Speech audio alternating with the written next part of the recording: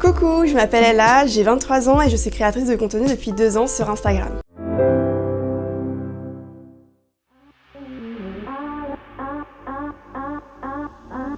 Quand on est créatrice de contenu, on a de nombreux avantages, on peut vivre des expériences qui sont extraordinaires, on peut tester des produits qu'on n'aurait pas forcément eu l'occasion de tester avant et vraiment c'est hyper cool et c'est un côté qui est avantageux du métier. Mais après, d'un autre côté, il y a tout le travail où on se demande comment est-ce qu'on peut faire pour mettre au mieux en avant ce produit. Il y a les moments où forcément tu le vis moins intensément que si c'était dans un cadre différent, par exemple une journée spa.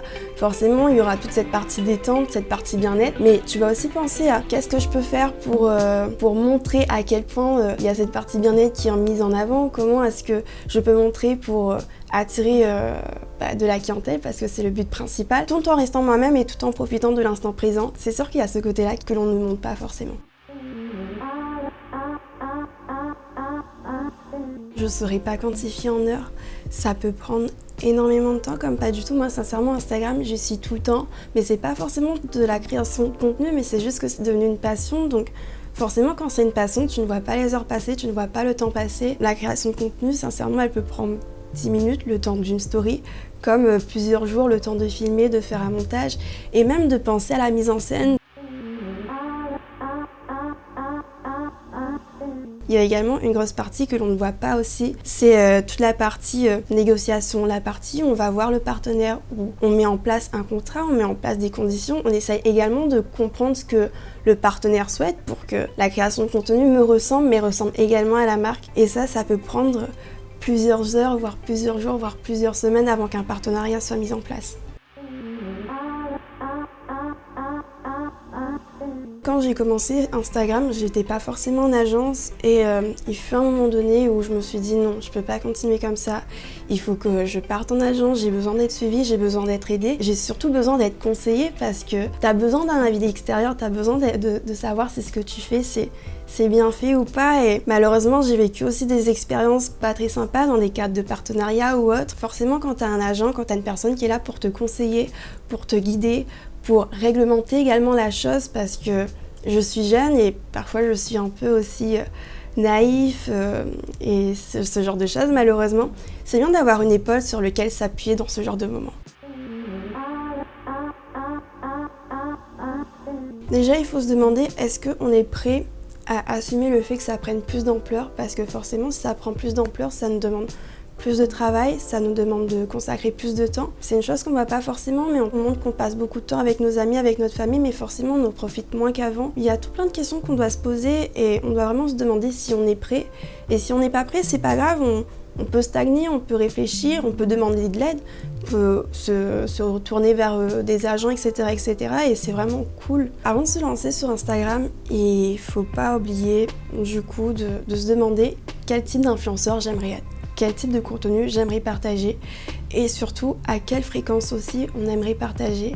C'est important d'être régulier, c'est important d'assumer ce rythme et c'est important également de partager du contenu qui nous ressemble. Donc il faut être sûr de tout ça et si on est sûr, si on a de la volonté, si on a de la confiance en soi, on se rend compte que notre seule limite c'est soi-même.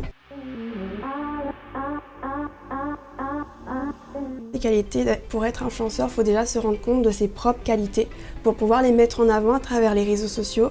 Et je dirais que des qualités qui sont forcément obligatoires pour moi pour être sur les réseaux sociaux, c'est qu'il faut être bienveillant, qu'il faut être avenant, qu'il faut être sociable, qu'il faut aimer partager, que ce soit du contenu ou aimer partager avec ses abonnés, sa communauté.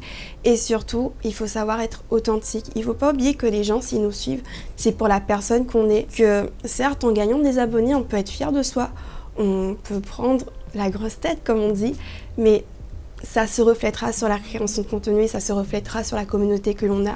Donc il ne faut pas oublier que si les gens ils nous suivent, c'est avant tout pour la personne qu'on est. Il n'y a pas vraiment de sacrifice parce que Instagram c'est avant tout pour moi une passion, c'est moi qui ai décidé de le faire, c'est moi qui ai décidé de me lancer, donc ça reste avant tout une partie de plaisir. Une des limites qu'il y a sur les réseaux sociaux, c'est qu'il ne faut pas oublier que ce n'est pas la vraie vie. Il faut savoir garder son jardin secret et garder également une partie de sa vie privée, au risque de se perdre, au risque de se transformer, au risque de plus savoir réellement qui on est parce que Comme on dit, les réseaux sociaux, ce n'est pas la vraie vie et c'est une chose que l'on ne doit pas oublier. C'est vrai que grâce à Instagram, ça m'a permis de m'ouvrir sur le monde et ça m'a également permis de voyager. J'ai également eu des partenariats autres qu'à La Réunion et qu'en métropole et sincèrement, c'est une chose, quand je me suis lancée sur Instagram, j'aurais jamais imaginé. Et c'est encore là qu'on voit les opportunités que les réseaux sociaux peuvent nous offrir. Et c'est sûr que voyager, c'est sûr que voir le monde, ça nous donne envie d'aller encore plus loin, ça nous donne envie de nous dépasser. Et c'est pour ça qu'aujourd'hui, j'aimerais sortir de ma zone de confort et aller voir un peu ce qui se fait ailleurs. C'est sûr qu'au fur et à mesure, on commence à se projeter sur du long terme, on commence à se demander mais est-ce qu'on pourrait avoir des projets suite à ça? Et un projet que moi j'ai pour l'avenir et pour très bientôt, c'est de m'internationaliser. Alors merci beaucoup de toute votre bienveillance, merci beaucoup de me suivre et je vous envoie tout plein de bisous.